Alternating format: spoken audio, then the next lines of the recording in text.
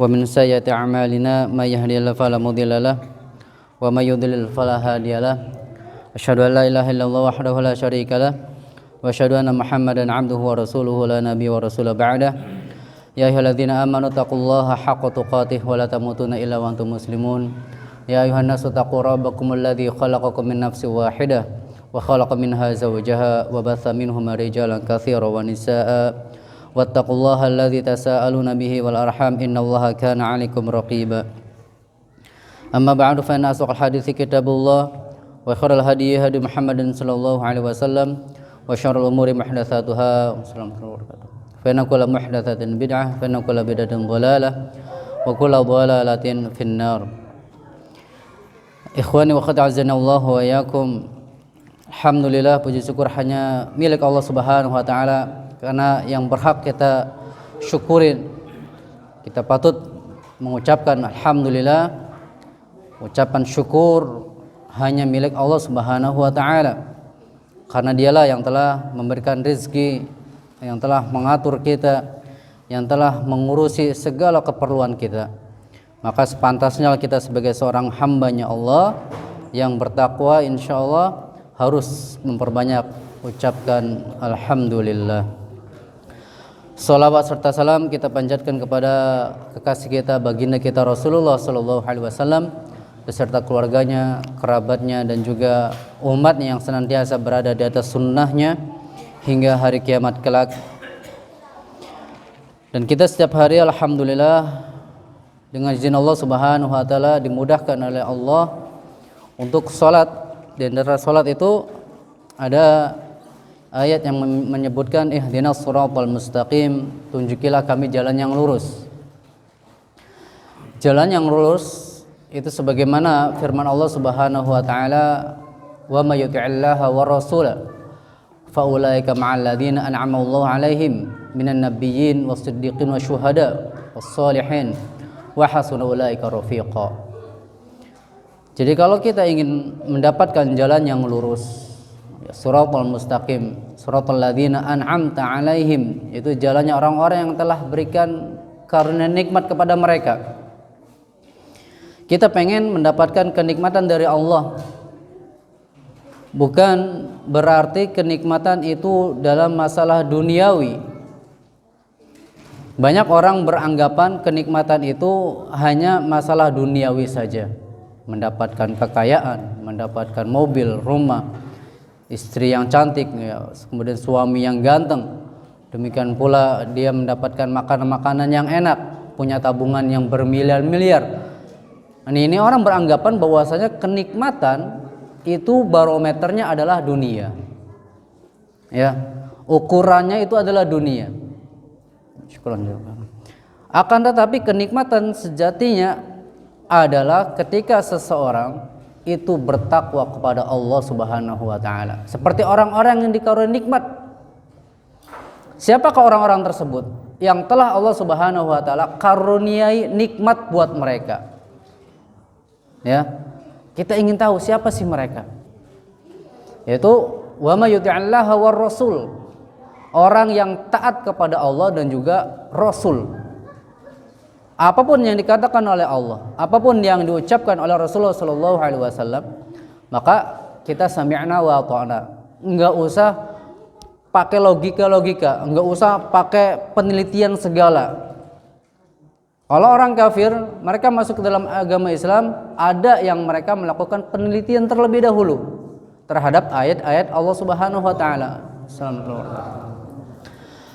Tetapi kita sebagai seorang yang beriman, maka enggak usah yang namanya penelitian yang sampai mengeluarkan uang jutaan rupiah, ratusan juta rupiah, bahkan miliaran rupiah sampai kita langsung ke planet yang lain, itu enggak perlu. Tetapi kita sebagai seorang beriman hanya sami'na wa ata'na. Kami dengar dan kami taat. Taat di sini berarti menjalankan apa yang Allah Subhanahu wa taala perintahkan dan apa yang Allah Subhanahu wa taala larangkan.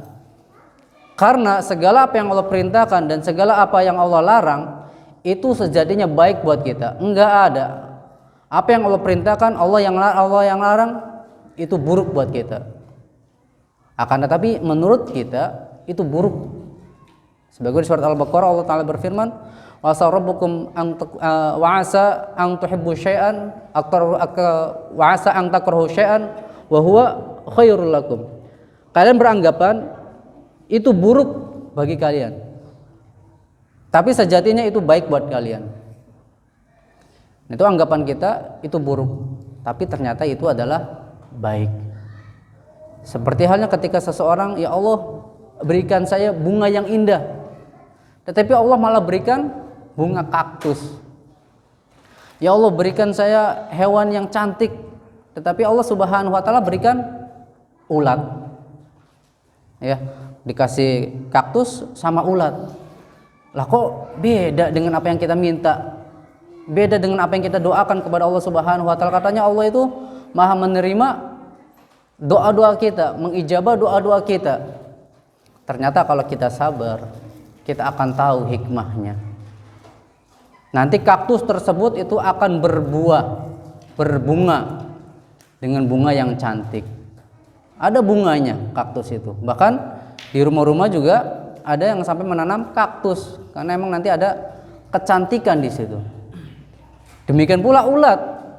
Ulat nanti kalau berhari-hari, berbulan-bulan itu akan menjadi kupu-kupu, akan menjadi hewan yang cantik. Jadi kalau kita sabar, nanti semuanya akan sesuai dengan apa yang kita inginkan. Jadi bisa jadi yang kita benci itu sejatinya baik buat kita. Assalamualaikum warahmatullahi wabarakatuh. Wa asa an tuhibbu syai'an wa huwa syarrul lakum. Bisa jadi yang menurut kalian itu baik, sejatinya itu buruk buat kalian. Jadi pola pikir kita jangan pakai akal kita. Pola pikir kita itu harus menggunakan dalil dari Al-Quran dan hadis. Kalau Al-Quran dan hadis itu bertentangan dengan akal kita, maka jangan diutamakan akal kita. Jangan jadi prioritas utama akal kita. Akal kita digunakan hanya untuk alat, bukan mengotak-atik dalil sehingga sesuai dengan keinginan kita. Nah, tadi di sini disebutkan bahwasanya orang yang taat kepada Allah dan juga Rasul, ulaika ma'alladzina an'ama Allahu 'alaihim. Mereka itu akan bersama dengan orang-orang yang telah berikan nikmat kepada mereka. Ini penafsirannya nih di surat An-Nisa ini. Siapa mereka? An-Nabiyyin, itu para nabi. Wah, ini Masya Allah ya. Orang-orang yang telah diberikan nikmat itu para nabi. Ternyata para nabi kehidupannya itu sengsara. Ada yang sampai dibunuh. Bahkan orang Yahudi dalam sehari 300 nabi itu membunuh para nabi. Jadi kehidupannya sengsara.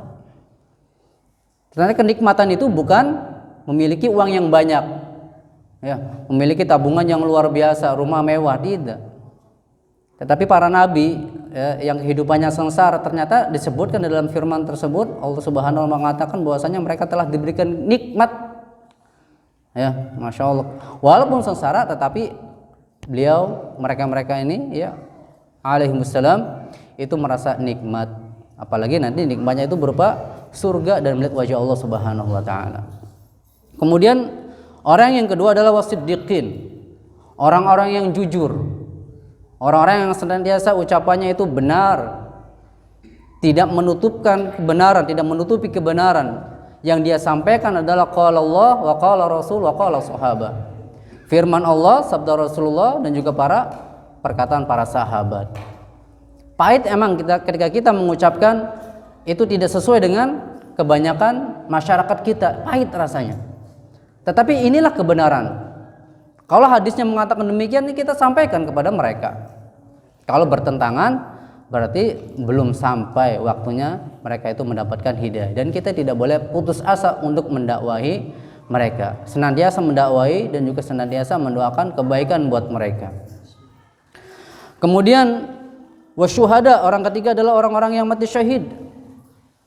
Ya, orang telah diberikan kenikmatan oleh Allah Subhanahu wa Ta'ala. Orang ketiga yaitu orang-orang yang mati syahid. Karena orang mati syahid ketika di dalam kuburnya saja mereka sudah ya hilir mudik nih. Maka berterbangan dengan menggunakan burung hijau. Ditembolok mereka, ya, ditembolok burung-burung tersebut. Jadi mereka hilir mudik di surga. Jadi kenikmatan orang mati syahid ketika ingin berperang, tujuan utamanya mereka adalah ingin mati syahid. Nah, karena ada kenikmatan di situ. Sekali tebas, sekali tusuk, surga jaminannya.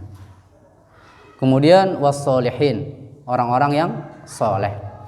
Orang yang telah diberikan nikmat oleh Allah Subhanahu wa taala. Yang keempat adalah orang-orang yang soleh, orang-orang yang baik, orang-orang yang senantiasa melakukan amal-amalan yang baik, bermuamalah dengan tetangga, dengan saudara, kemudian dengan teman-teman sejawat ataupun yang di bawahnya ataupun yang di atasnya, itu senantiasa mereka itu baik.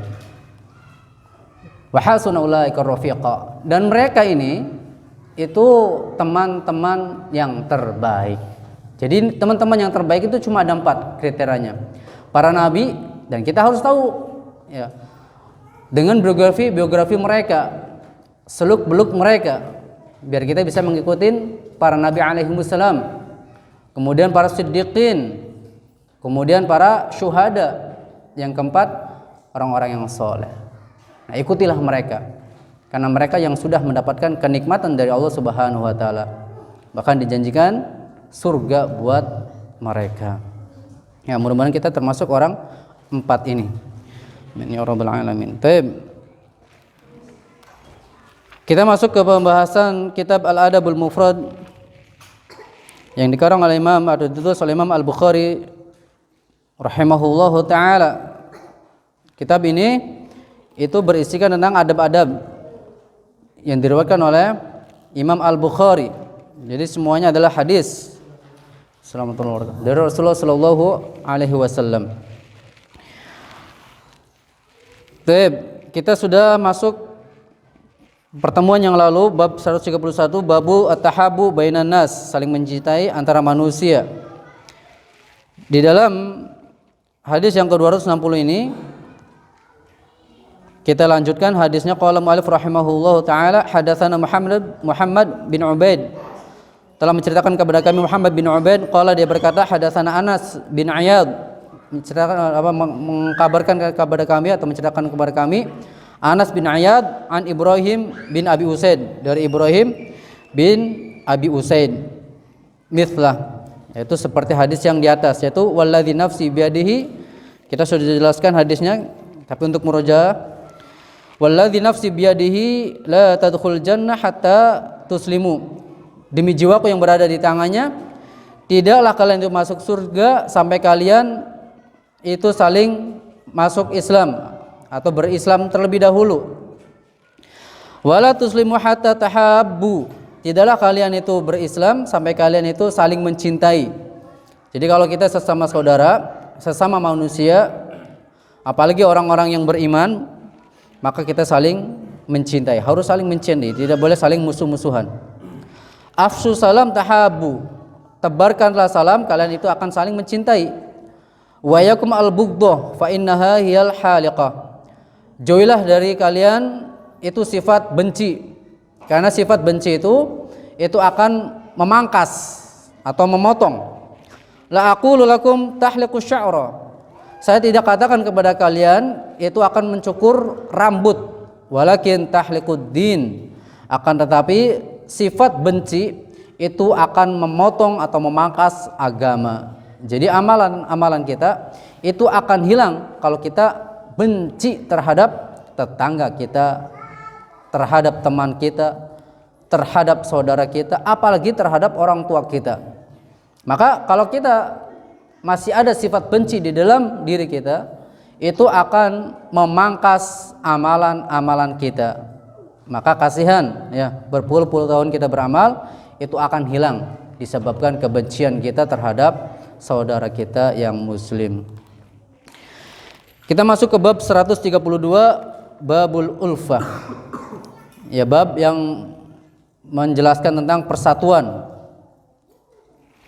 atau dalam bahasa lain masalah cinta ya, kasih sayang. Dengan kasih sayang, dengan rasa cinta, maka kita akan bersatu. Kaum muslimin akan bersatu kalau ada rasa cinta di dalam hatinya. Hadis 261, hadis ini dhaif, lemah, tetapi secara makna ya benar. Qala hadatsana Ahmad bin Asim, qala hadatsana Sa'id bin Ufair, Qala hadatsani Ibnu Wahab an Haywah bin Shuraih. Ya, hadis ini dari jalur juga dari Haywah bin Shuraih. Ini kalau kita lihat atau kita pernah dengar ulama yang bernama Haywah bin Shuraih, ini luar biasa. Kalau kita ingin mengambil ibrah dari Haywah bin Shuraih, itu merupakan ibrah yang sangat luar biasa. Jadi Haywah bin Shuraih ini itu termasuk ulama yang senantiasa mengajarkan kepada orang-orang kaum muslimin. Pada suatu hari ibunya itu memanggil Haywah, padahal jamaah banyak, ya. Ibunya manggil, ya Haywah, itu ayam-ayammu masukin ke kandang semuanya. Apakah Haywah melanjutkan? Apakah Haywah tutupin muka, ngerasa malu disebabkan ibunya itu suruh ya masukin ayam-ayamnya ke kandang? Enggak. Ya. Haywah bin Shuraih itu langsung turun kemudian memasukkan ayam-ayamnya. Jadi beliau lebih mengutamakan kewajiban berbakti kepada orang tuanya dibandingkan harus menyampaikan ilmu kepada halayak ramai. Nah, ini kita. Seharusnya prioritas utama adalah orang tua kita terlebih dahulu.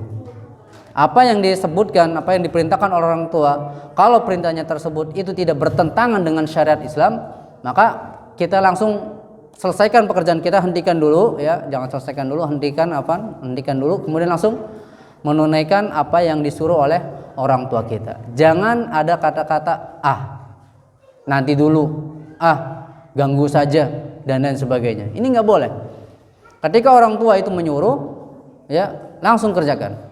Walaupun itu kalau menurut orang akan menurunkan wibawa dia, nggak usah hiraukan apa prasangka kita. Orang tua misalkan ya bersihin selokan.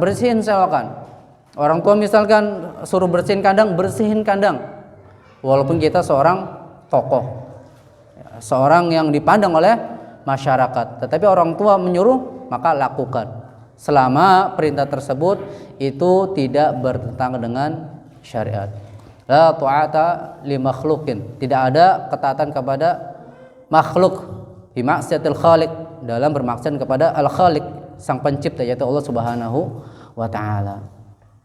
Ya, misalkan kalau orang tuanya nyuruh bikin sesajen misalkan ya di perempatan jalan, enggak usah nurut.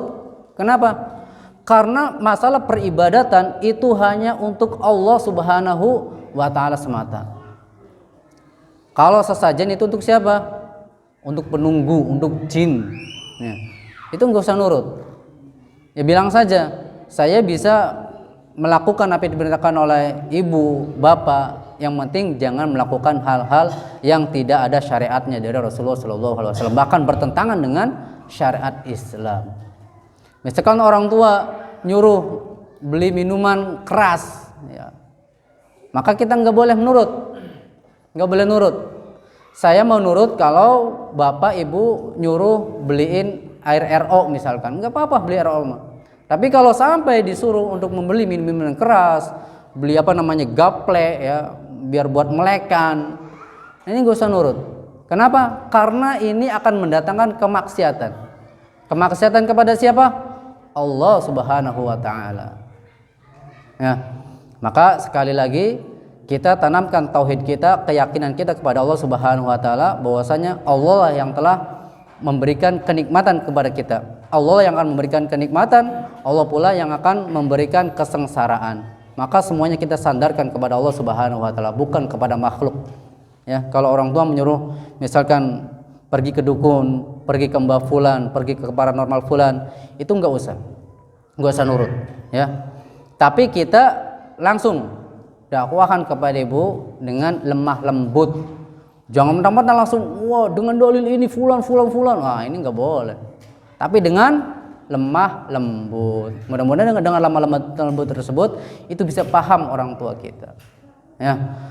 Jangan frontal dalam mendakwahi orang tua kita. Amalkan apa yang Rasulullah SAW sabdakan.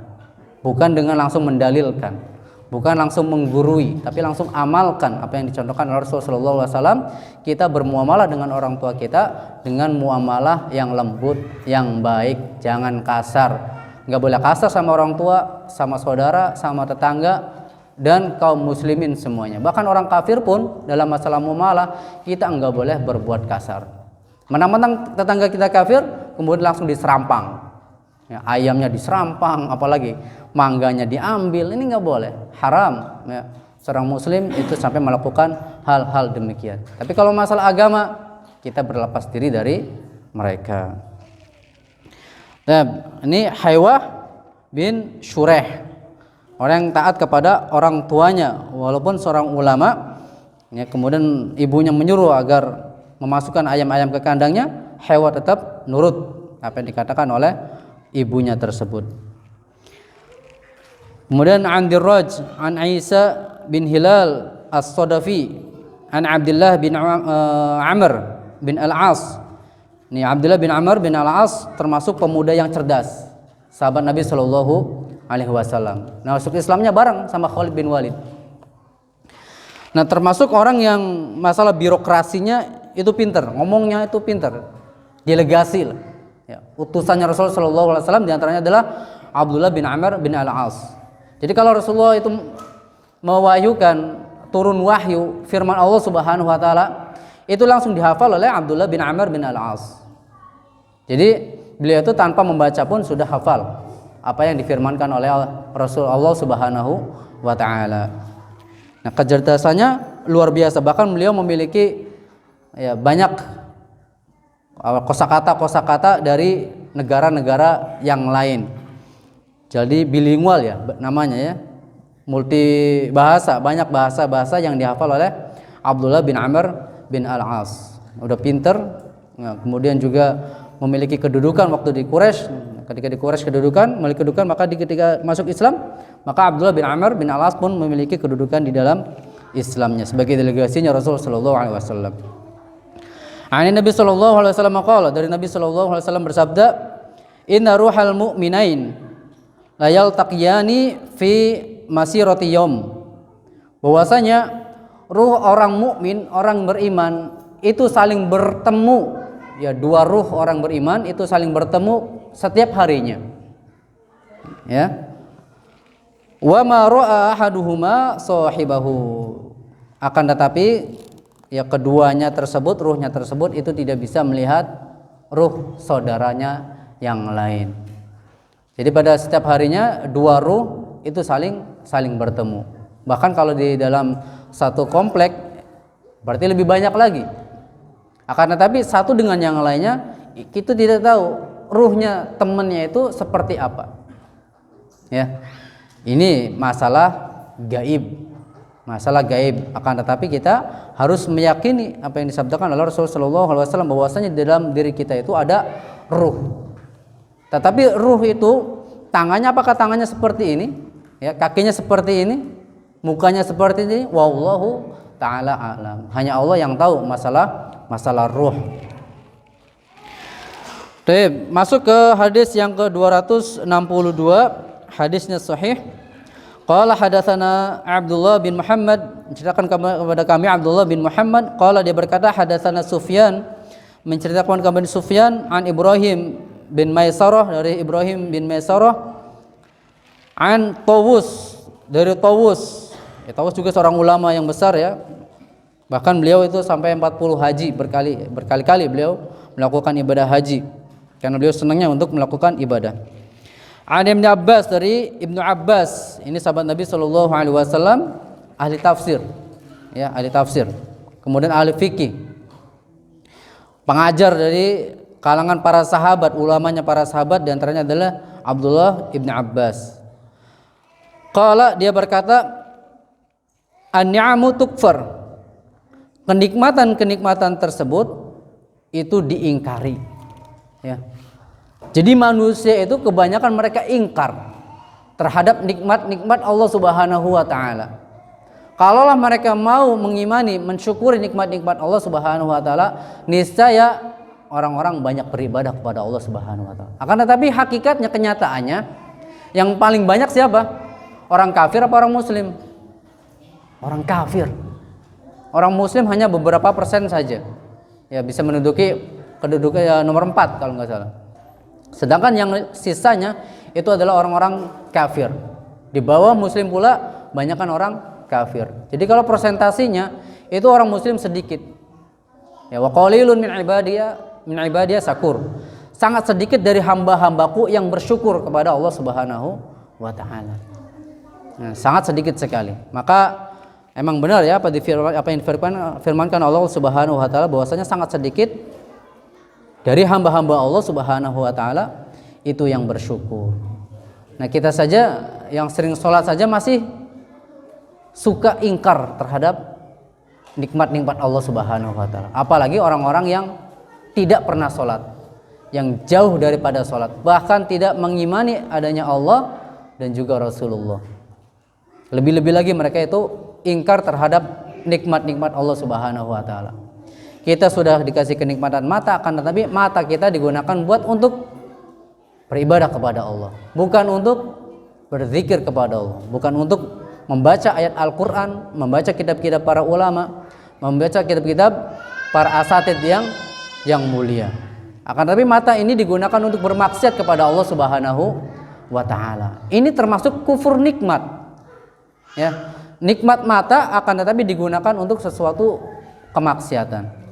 Kemudian nikmat mulut, yang seharusnya mulut tersebut itu dibasahi, lidah tersebut itu dibasahi dengan zikir-zikir kepada Allah Subhanahu wa taala, akan tetapi malah digunakan untuk gosip, menggunjing orang lain. Kalau sudah menggunjing, ini asyik sekali. Berjam-jam pun itu akan dilalui tanpa ada rasa lelah sedikit pun. Kenapa? Enak ngomongin orang. Satu sudah selesai, dua sudah selesai, hampir tetangganya selesai, habis semuanya. Seolah-olah dia sendiri yang paling benar. Nah, ini bahayanya lidah. Lidah itu tak bertulang, lemes sekali. Beda dengan ya sahabat-sahabat Rasul Shallallahu Alaihi Wasallam. Mereka itu banyaknya menangis, banyaknya berzikir kepada Allah Subhanahu wa taala, banyaknya mereka itu takarub kepada Allah Subhanahu wa taala. Tidaklah yang mereka ucapkan kecuali ucapan-ucapan yang baik. Nah, maka hati-hati terhadap gosip, menggunjing. Sekali-kali ya kita ya omonginlah kepada mereka yang suka gunjing, gosipin. Itu bahayanya gosip. Kenapa bahayanya gosip? Amalan-amalan ibadah dia nanti akan diberikan kepada orang yang digosipin, yang digunjingin. Sedangkan ya dosa-dosa yang digosipin, orang yang digunjingin, itu akan diberikan kepada orang yang menggosipin, kepada orang yang menggunjing. Lalu apa yang dia bawa di hadapan Allah Subhanahu wa taala bagi orang-orang yang suka gosip, suka gunjingin? Enggak ada. Muflis dia, bangkrut dia. Bangkrut itu bukan usahanya itu habis, gulung tikar, bukan. Orang yang bangkrut adalah ketika dia masuk ke dalam akhirat, alam akhirat, dia tidak membawa amalan-amalan apapun. Amalan sholatnya percuma, amalan puasanya percuma, amalan sedekahnya percuma, dan amalan-amalan yang lainnya percuma. Kenapa? Karena mulut dia tajam sekali, suka sekali ngomongin orang. Ya, apa itu gosip? Dzikru akhaka fima yakrah. Menyebutkan aib-aib temannya, saudaranya yang dia tidak suka untuk diungkapkan. Apalagi suami istri. Kadang-kadang ya istri curhatnya di mana? Di WA, di status. Suami saya mah nggak bener ini. Yang masa ngasih sehari uang segini. Nah, ini aib dia, gunjing dia. Padahal seharusnya itu ditutupin rapat-rapat itu. Enggak boleh seorang istri itu menggunjing suaminya sendiri, enggak boleh. Ya, jangankan orang lain ya, jangankan temannya sendiri, suaminya sendiri itu digunjingin. Naudzubillah min dzalik. Itu enggak boleh. Dan suami pun sama. Enggak boleh menggunjingin istrinya sendiri. Ya, istri saya setiap hari baunya bawang terus, baunya kecut terus. Jadi saya pun enggak mau berdekat-dekat sama dia. Nah, ini enggak boleh. Enggak boleh seorang suami terus terang ya ngomongin di depan umum. Ini aib. Ya, ini aib buat buat istrinya. Intinya jangan sampai kita menggunjing dengan lisan kita dan dengan tulisan kita, karena semuanya akan dipertanggungjawabkan di sisi Allah Subhanahu wa taala. Ingat, kenikmatan Allah itu paling banyak dibandingkan kekurangan. Akan tetapi kita lebih banyak lagi dalam mengucapkan kekurangannya dibandingkan kenikmatan-kenikmatannya. Teman kita melakukan banyak sekali kebaikan, jor-joran lah ibaratnya. Akan tetapi yang diberikan kepada temannya tersebut itu adalah aib-aib yang diumbarkan buat halayak ramai. Padahal aibnya sedikit, tapi bisa menutupin kebaikan-kebaikan yang banyak tadi. Nah ini kesalahan ya sebagian besar, anak katakan bukan sebagian kecil tapi sebagian besar orang-orang suka dengan yang namanya gosip ini. Naudzubillah min dzalik. Maka paling ramai itu kalau di acara-acara televisi itu kebanyakan gosip. Kalau sudah gosip maka banyak orang-orang yang suka nimbrung di situ. Ya, padahal nggak ada manfaatnya bagi dia. Antum mendengarkan, antum meyakini, antum nggak ada penolakan di situ, berarti antum juga ikut dalam gosipnya. Ya. Kalau nggak bisa jauhi, tinggalkan. Kalau bisa dakwahkan. Ya jangan suka menggosip. Perbanyak zikir. Udah, perbanyak zikir. Kalau ingin gosip sama orang lain, pergi kemudian berzikir kepada Allah Subhanahu wa taala. Astagfirullah, astagfirullah, astagfirullah. Kesalahan kita itu banyak sekali. Andaikan kesalahan-kesalahan tersebut itu berupa bau busuk, maka orang-orang enggak akan mau duduk-duduk di sekitar kita ini. Kenapa? Karena kesalahan kita lebih banyak daripada kebaikan kita. Cuman kita itu sok benar sendiri, sok hebat sendiri. Akhirnya semua teman-teman kita dihabisin dengan digosipin. Kalau kita sudah tahu seperti ini, bagaimana ya Ustaz solusinya? Solusinya adalah minta maaf. Minta maaf kepada orang-orang yang digosipin. Jangan sampai kita termasuk orang yang muflis, orang yang bangkrut nanti di akhirat. Berikan mereka hidayah, hadiah. Apa yang kita bisa berikan buat mereka, kita berikan. Dan kemudian kita minta maaf. Kalau kita masih malu-malu, nggak berani, kita doakan kebaikan buat orang yang pernah digosipin. Ya, kita kumpulkan jamaah-jamaah yang pernah kumpul dengan kita, yang pernah menggunjing saudara kita, kemudian kita berikan ya kebaikan-kebaikan yang telah orang digosipin kita kepada kita itu dengan kebaikan-kebaikan ya sebisa kita, nggak boleh gulu. Jadi tadinya gosipin, kemudian kita berikan, diupload dengan sesuatu kebaikan-kebaikan, nama-nama baik, nama-nama baik dia. Ini tuh ya diantara solusinya, entah memberikan hadiah, atau kemudian doakan kebaikan buat mereka, atau kita hapus nama buruk dia, kita gantikan dengan nama-nama baik, nama baik dia, kebaikan-kebaikannya kita blow up. Tapi nggak boleh gulu, nggak boleh berlebihan, agar kita tidak termasuk orang-orang yang muflis. Nah, Ibnu Abbas ini berarti hadisnya mauquf ya, sampai kepada Ibnu Abbas saja. Tapi sahih dalam sanad dan maknanya. Mengatakan bahwasanya kenikmatan-kenikmatan itu diingkari. Wa rahimu tuqta, dan silaturahmi itu diputus. Nah ini bahayanya orang-orang yang senantiasa kufur nikmat. Ya bisa jadi akan merembet kepada hal-hal yang lainnya. Seperti tali silaturahmi akan diputus. Karena kita sering menggunjing, akhirnya sesama teman pecah, pisah. Nah ini nggak boleh. Ya, silaturahmi tetap harus berjalan. Silaturahim beda lagi. Kalau rohim itu kakak beradik, satu sedara, rohim. Kalau silaturahmi, ya ini dengan teman-teman kita, ya, dengan saudara-saudara kita Muslim yang lainnya. Kalau silaturahim, ya, satu darah, ya, satu rahim dengan kita. Entah saudara kita kakak, adik, ataupun paman, bibi, intinya sedara dengan kita. Itu nggak boleh kita putus tali silaturahmi. Ada emang pertengkaran, ada emang perselisihan. Para sahabat juga sama. Ya perselisihan tuh ada. Akan tetapi mereka tidak berlarut-larut. Ya, mereka pun kemudian saling minta maaf. Namanya syaitan senantiasa akan menggoda manusia agar dengan saudara yang lainnya terjadi perceraian, pertikaian, perebutan dan juga dengki satu dengan yang lainnya. Nah, dalam menjalin tali silaturahmi ini, maka ikutilah hadis Nabi Shallallahu Alaihi Wasallam. Ada seorang ulama Yahudi masuk ke dalam agama Islam, dan dia pertama kali masuk ke dalam Masjid Nabawi yang dia dengar, maka orang kafir nggak apa-apa, nggak masalah masuk ke dalam masjid ya, nggak masalah. Yang penting menjaga auratnya, yang penting jangan najis, membawa sesuatu yang najis. Nah, orang Yahudi ini pertama kali mendengar sabda Rasulullah Shallallahu Alaihi Wasallam, afshus salam, tebarkanlah salam, ya assalamualaikum kepada saudara kita.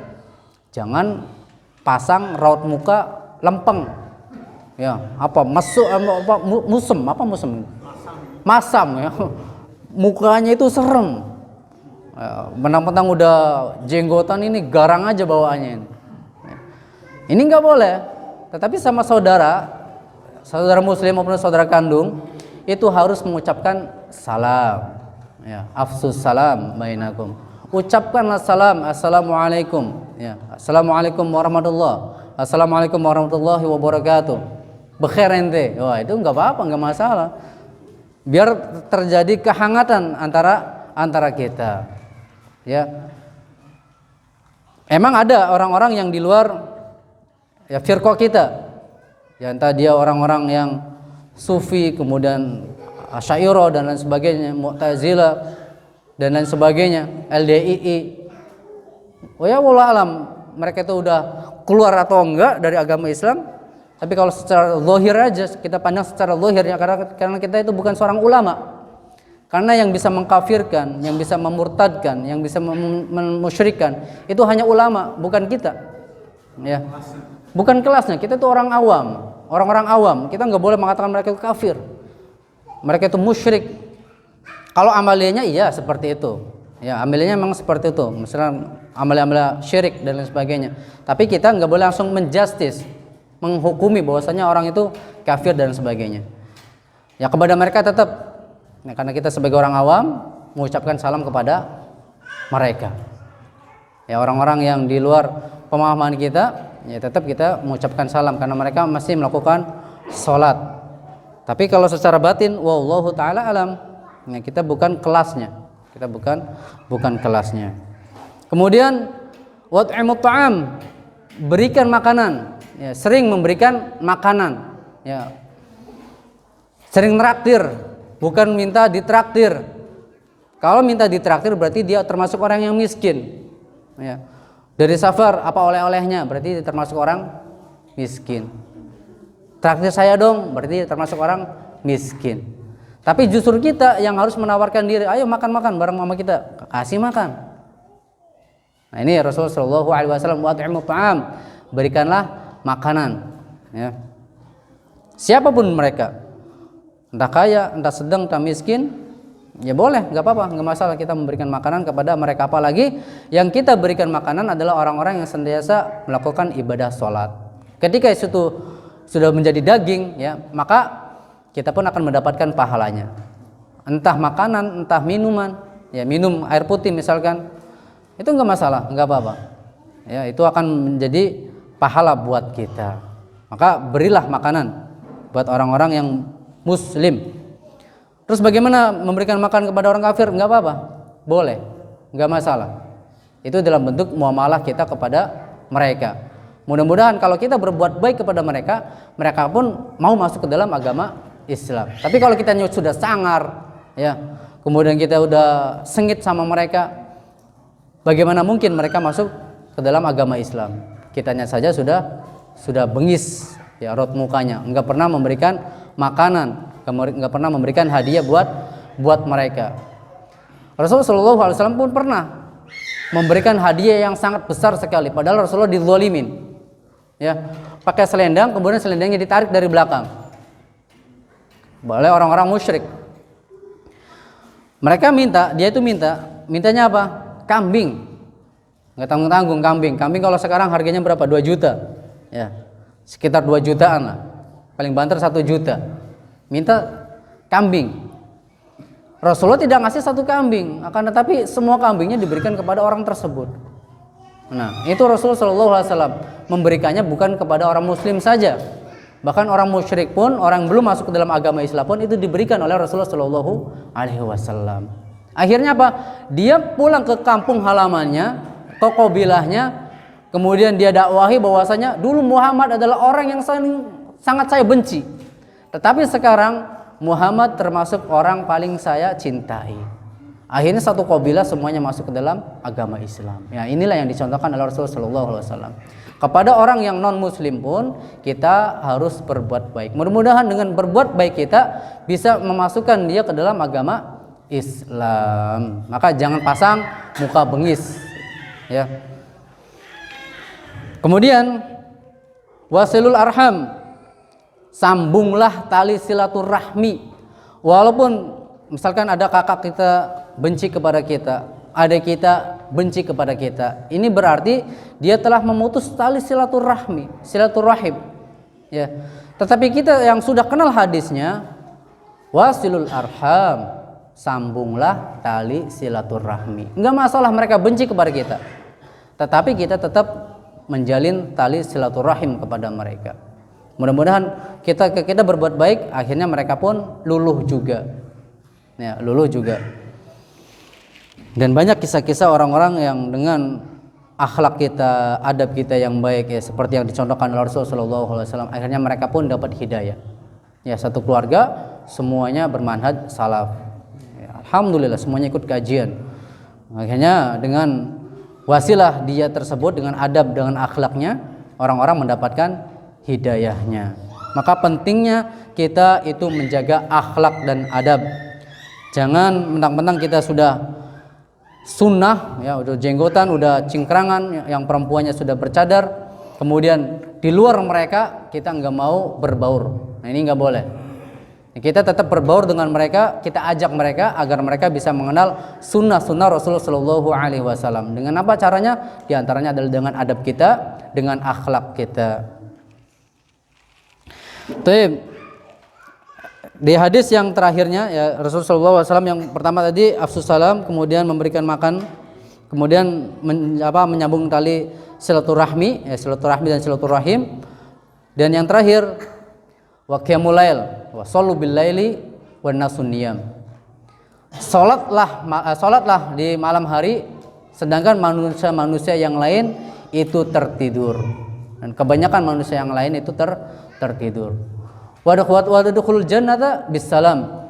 Masuklah kalian itu masuk ke dalam surga dengan selamat. Dengan 4 syarat ini. Ya, di antaranya adalah dengan 4 syarat ini. Yang pertama apa yang tadi?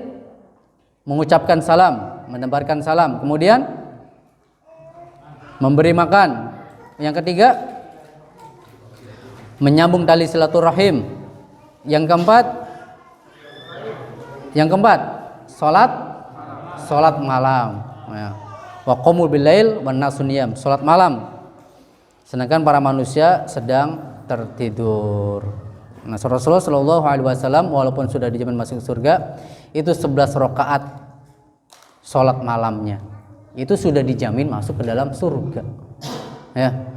Sedangkan kita yang belum tahu, belum jelas masuk ke dalam surga atau enggaknya, masih ngorok. Subuh pun masih ngorok, bablas bahkan subuhnya. Naudzubillah min dzalik. Nah, maka perhatikan sholat malam ini, jaga sholat malam kita, yang mudah-mudahan dengan ini kita masuk ke dalam surga dengan selamat tanpa hambatan sedikit pun. Baik. Kita lanjutkan hadis setelah warahim tuqta, ya, tali silaturahmi itu diputus. Walam nara mithlu taqaribi al-qulub. Kemudian kami tidak mengetahui, ya, sesuatu apapun yang bisa mendekatkan hati-hati kita kecuali dengan perbanyak syukur, kecuali dengan menyambung tali silaturahmi, maka hati-hati kita akan semakin dekat. Walaupun jauh akan terasa dekat. Kenapa? Karena kita senantiasa bersyukur kepada Allah Subhanahu wa taala. Alhamdulillah kita masih memiliki teman-teman yang saling menasihati. Jadi kalau dinasihatin sama teman itu jangan marah.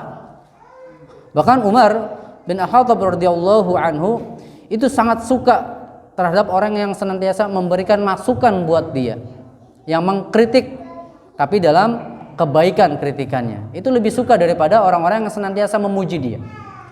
Kenapa? Kalau dia sering dipuji sama orang lain, bisa jadi dia akan menjadi orang yang sombong. Nah, kemudian dia akan terjerembab ke dalam kesombongannya, masuk ke dalam neraka. Maka Umar bin Al-Khattab radhiyallahu anhu lebih suka terhadap orang yang mengkritik dia, tapi kritikannya adalah kritikan untuk membangun, bukan kritikan dalam mengumbar aib dia, ya enggak, tapi untuk membangunnya. Maka itu lebih suka di sisi Umar bin Al-Khattab radhiyallahu anhu. Maka demikian pula kita, kalau kita dinasihatin sama orang lain, maka jangan marah, ya, jangan marah.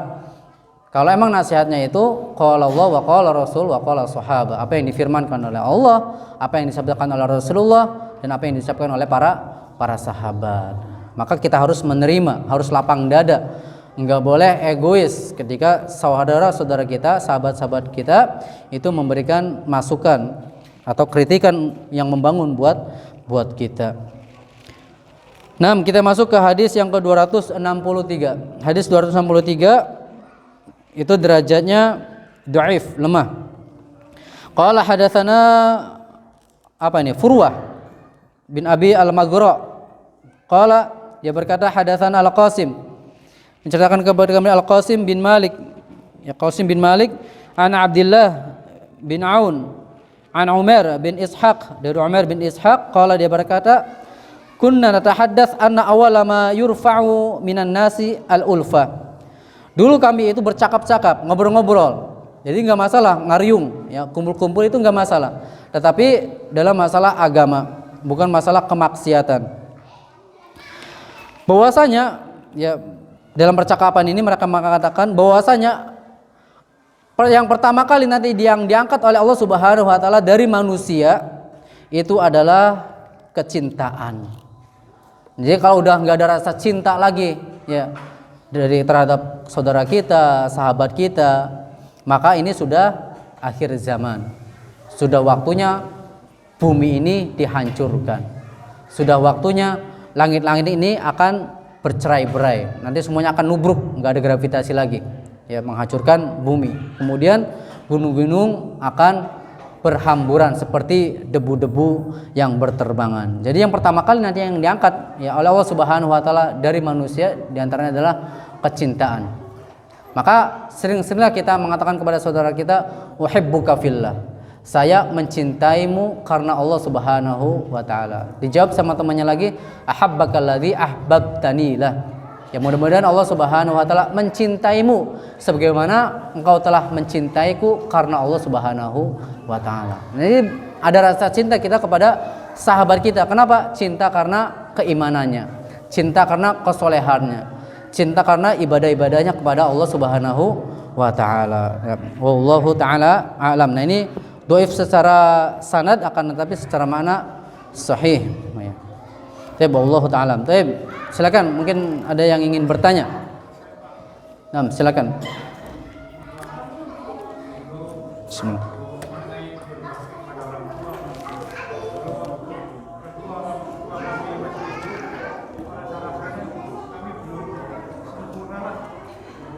Kita termasuk orang-orang yang uququl walidain, durhaka sama orang tua. Jadi kalau orang tua kita sudah meninggal dunia, apa yang harus kita lakukan? Berbakti kita kepada mereka. Jalin tali silaturahmi kepada orang-orang yang dulunya dekat dengan orang tua kita, dengan bapak kita, dengan ibu kita. Kita deketin mereka. Kita katakan kepada mereka, dulu abah saya dekat kepada bapak ya, nah, maka saya pun ingin dekat dengan bapak. Di antaranya seperti itu. Deketin orang-orang yang dulu dekat dengan orang tua kita.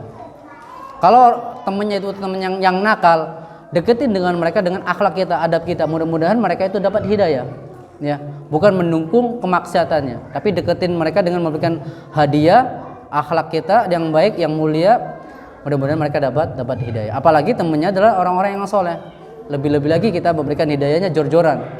Ya, itu sebagai menyambung tali silaturahmi dengan mereka. Kemudian kita bersedekah dengan harta kita atas nama bapak kita, ibu kita. Itu kan nyambung. Akan terus mengalir buat orang tua kita. Demikian pula kalau kita memiliki kelebihan, hajikan orang tua kita. Kalau orang tua kita belum haji, hajikan. Boleh dibadalin. Tapi yang membadalkan adalah orang yang sudah pernah haji. Ya. Itu boleh seperti itu. Jadi yang pertama, jalin tali silaturahmi dengan orang yang dulu orang tua kita menjalinnya. Kemudian bersedekah atas nama orang tua kita. Kalau punya kelebihan harta, hajikan mereka. Ya, badal namanya, haji badal. Kemudian setiap hari kita doakan buat orang tua kita, Rabbighfirli wali walidayya warhamhuma kama rabbayani shaghira. Baik mereka masih hidup maupun mereka sudah meninggal dunia. Dan itu sampai. Apalagi kalau kita doa tersebut itu kita lantunkan, kita sampaikan buat kepada Allah Subhanahu wa taala ketika sujud. Itu lebih dekat lagi. Antara adzan dan iqamat. Di antara waktu-waktu yang mustajab. Maka sisipkan doa tersebut. Ya, Rabbighfirli wali walidayya warhamhuma kama rabbayani shaghira. Ya, wallahu taala alam. Mudah-mudahan orang tua kita mendapatkan ampunan, kemudian juga mendapatkan kasih sayang Allah Subhanahu wa taala dan dimasukkan ke dalam surganya Allah taala. Kita tutup dengan doa majelis. Subhanakallahumma bihamdika asyhadu an la ilaha illa anta astaghfiruka wa atubu ilaik. Wassalamualaikum warahmatullahi wabarakatuh.